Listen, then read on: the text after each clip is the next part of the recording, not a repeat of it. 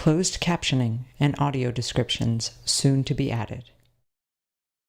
Level 1 United States Court of Appeals for the NINTH Circuit, the United States of America. Plaintiff-appellant v. David Mosel, defendant-appellee, No 10-10038, DC, No 308-CR-00237-MHP-1. Opinion, appeal from the United States District Court for the Northern District of California, Maryland H. Patel, Senior District Judge, presiding, argument submitted December 15, 2011, M. San Francisco, California, filed April 10, 2012, before Cole and Alex Kaczynski, Chief Judge, Barry Rejerson.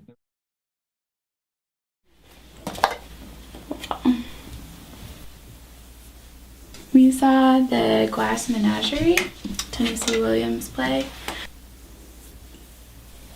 You know, I think it's funny that people are always surprised when I want to go to a play or to a movie, because they assume that if you can't see, you don't want to go to those things.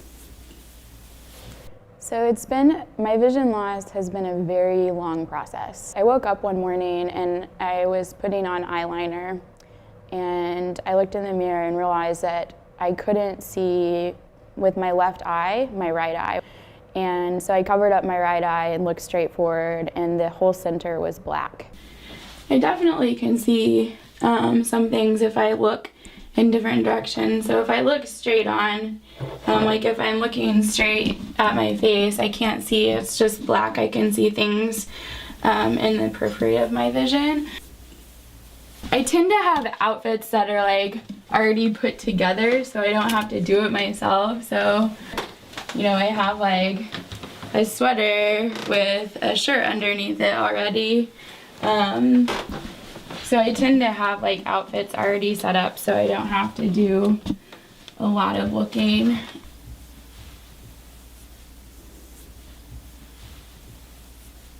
So this is actually a case, which is what we read a lot of in law school. And yeah, the first time you start listening, you listen much slower, and then you can increase the speed as you learn to listen more quickly, just kind of like you do when you're reading. San Francisco, California, filed April 10, 2012, before Cole and Alex Kaczynski, Chief Judge, Barry Rejerson, Barry G. Silverman, M. Margaret McKeon, Kim M.C. Lane Wardlaw, Ronald M. Gould, Richard A. Keys, Richard I C. still Coleman, have Visual a strong preference for visual learning and writing. When I'm learning very difficult things, have to write even if I'm not seeing what I'm writing. If I want to explain a concept to a person, I need to sit down and visualize and say it in a visual way. I have to always, like, if someone is explaining something, I'm always trying to draw it out because I get it more in a visual way. I need to kind of visualize it in my mind. I think one of the challenges, particularly at a law school, is that the classroom discussion is not to say more important, but it's more important that the student be actively engaged in the discussion. So when we know a student is going to be in a particular course, we'll reach out to the faculty member before the course begins to let them know that there'll be a student receiving accommodations in their course. I was very scared, I'll have to be honest, because I was just like, when I got her email, my first was, I can't do this. I can't do this. I thought it would require more caretaking on my part. I had this image of somebody coming to my office hours, or having to spend lots of hours with them after class. But I don't remember changing a thing.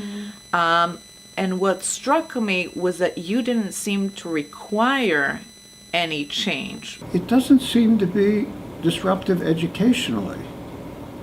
It works just fine. They do bring a tremendous diversity in terms of experience. They're going to think outside the box in a lot of ways that help educate students who may not have disabilities. And so it does bring, I think, a tremendous breadth of experience to the classroom. And I think that's something that Harvard feels very strongly about. The thing that I wish people knew about vision loss was, one, that it's not black and white. It's not such that, you know, you're either sighted or you're not. There's a huge spectrum of blindness. So I can see shapes. I can see that there's a person sitting here. I could see like this yellow blur on the floor, which is your dog. Right. So general shapes, basic colors. I didn't realize there were different types of blindness. And so I think that when, you know, people, you know, you're able to do some things, like you're able to look at really big text messages, you know, like with big text, but you're not able to I don't know, you know, find the right pills or stuff like that. I think it confuses people. Audio activated. Press A to purchase. Press B to decrease quantity. This is confusing. You have selected 4 spare cards worth $20 each. Total cost is $80.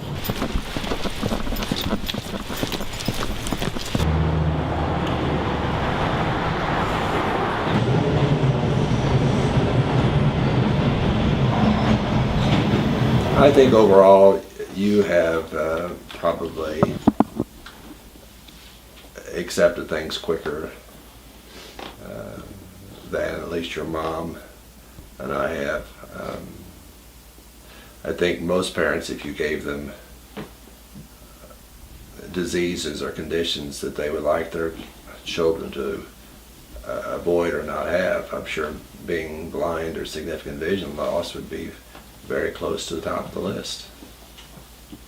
I think that there are a lot of misperceptions about blindness. I think when people think of a blind person, they think of someone who is dependent, someone who isn't out and about in the world, someone who's missing something.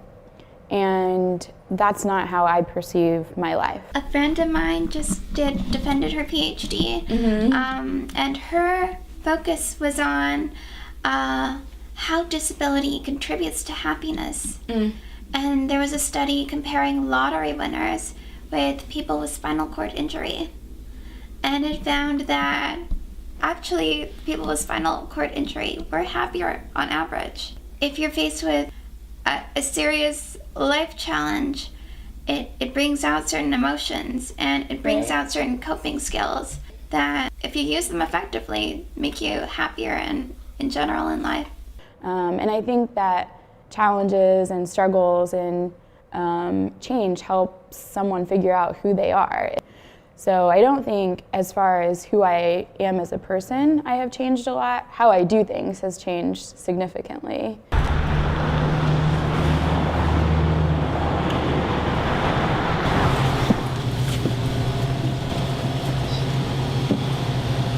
I know that it's usually like right the 4th or 5th door, so I think it's this one that I'm looking for. Can you read it? Sometimes.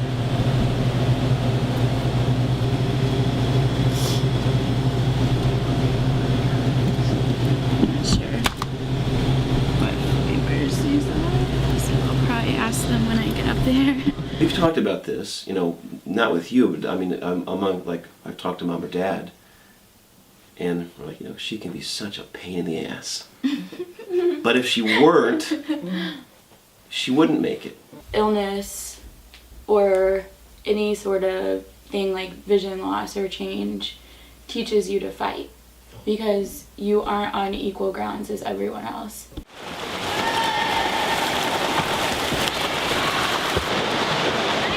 I think maybe more verbal kind of descriptions per se, but besides that, there haven't been really any accommodations.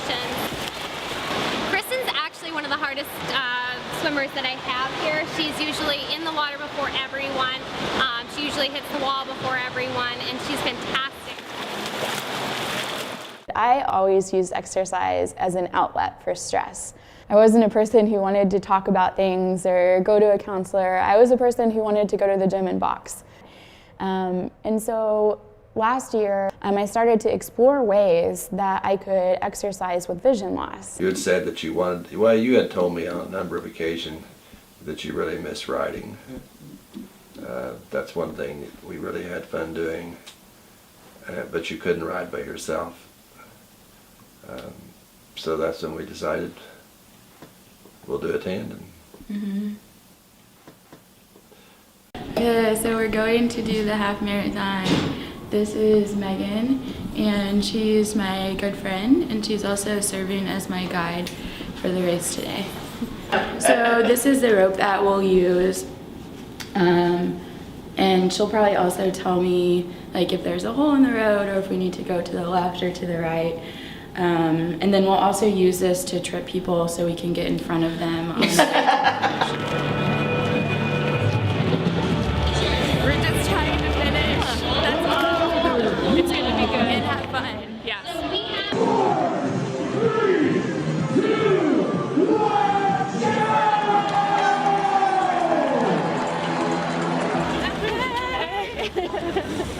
How's it going so far?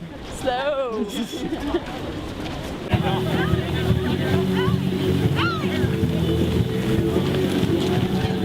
I'm a person who fights to prove something to myself, and that's always been the case.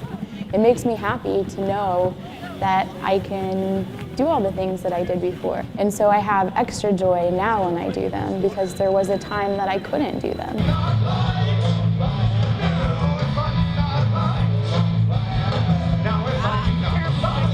I feel confident in my life as, you know, a visually impaired blind person, but that doesn't mean that I don't miss a lot of the sighted things that of the world, seeing the beauty of the world. You like to do things that I like to do, such as ride bikes.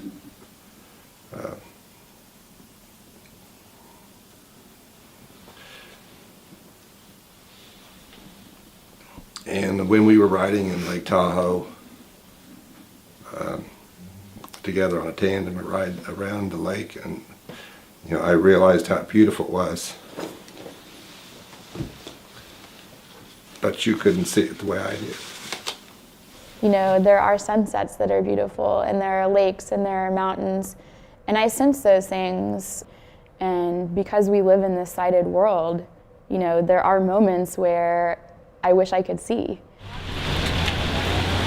Yeah, sure. So the way that I tell when to cross is by listening to the cycle of cars go through.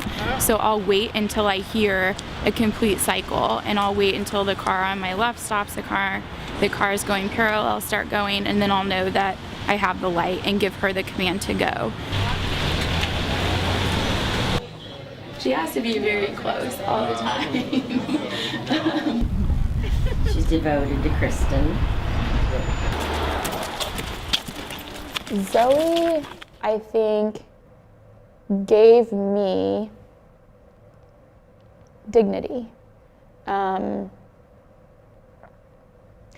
sister talked a little bit about the way that people treat you when you have a cane.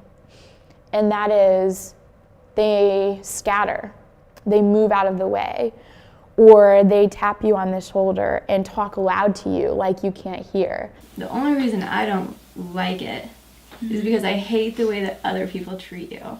Like something was wrong with you. And I wanted to tell them, you have no idea what this girl can do. When I had to start using a cane, because my vision had gotten really worse, I was kind of afraid. I was like, oh my God, people are gonna judge me. People, like, I'm not gonna be able to do a lot of things, as people are gonna see me, as a blind person and not as an individual. Zoe gave me the dignity that I had before, and she gave me this feeling of walking into a room and just being myself. I definitely notice a difference in your mobility and in your sort of confidence about going out by yourself and making plans based on what you want to do.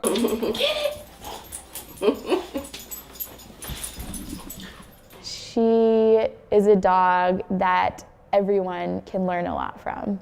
She needs absolutely nothing to be happy. She literally bounces and her tail is constantly wagging, and she just makes you be grateful and happy. You're so silly.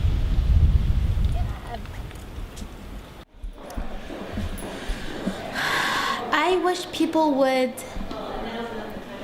realize that being disabled is not a disability itself. It's being disabled is part of just a way of life, and I feel like society is created on certain norms, and the disabled community is outside of that norm. I wish actually the norms are encompassing of all types of people, because being disabled is just how a person, it's just a different way of life. If you have a disability, you're going to be approaching life differently. So life is going to be different. But you can still accomplish the things you want to do, just in a different way. Our world is different, but our world is our world. It's beautiful and amazing, and it's life, and it's just different than what a sighted person's life is.